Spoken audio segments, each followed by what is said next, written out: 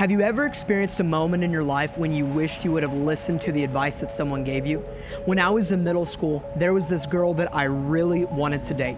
I believed that we were meant to be, and I was excited to tell my youth pastor about her. To my great disappointment, he gently encouraged me to refrain from dating her, whatever that means in middle school.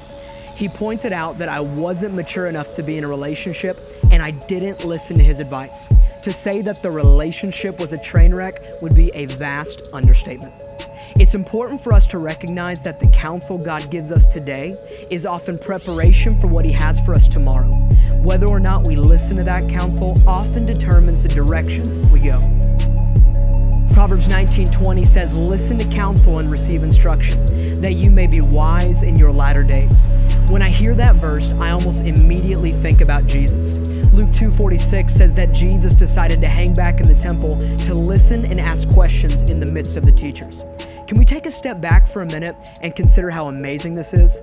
Jesus, the King of Kings, Prince of Peace, Lord of Lords, both fully God and fully man, humbled Himself to the point where He listened and asked questions to the very people He came to die for. If Jesus thought it was important to listen and receive from others, then how much more important is it for us? I believe that many of us want to heed wise counsel, but we have failed in the past. If Jesus is our example, which He is, then there are three key things that He did that will help us in our journey. Number one, He listened.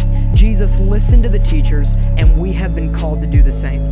Take time every day to listen to God through the Word, worship, and prayer.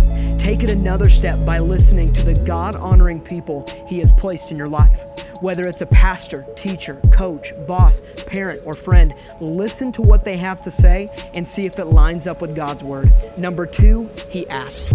Passive listening has never transformed anyone. Lean in and ask good questions just like Jesus did. If there is something you don't understand, speak up. If there is something you are struggling to believe, talk to God about it. Vocal uncertainty is better than silent doubt. Number three, He obeyed. Listening and asking are powerless if we don't put action to it. If God tells you to do something, do it. If a pastor encourages you to take a step of faith that wouldn't compromise your values, do it. The time is now to turn waiting into working. Later on in my life, I met another girl, and this time I asked my youth pastor, who is now my adult mentor, if I should pursue the relationship. He gave passionate support, and now I'm married to the most incredible woman in the world, Danielle. All right, everyone, stay tuned each Monday for weekly leadership lessons and motivational thoughts. Follow us on social media and check out the links below for more resources and ways to live out your mission.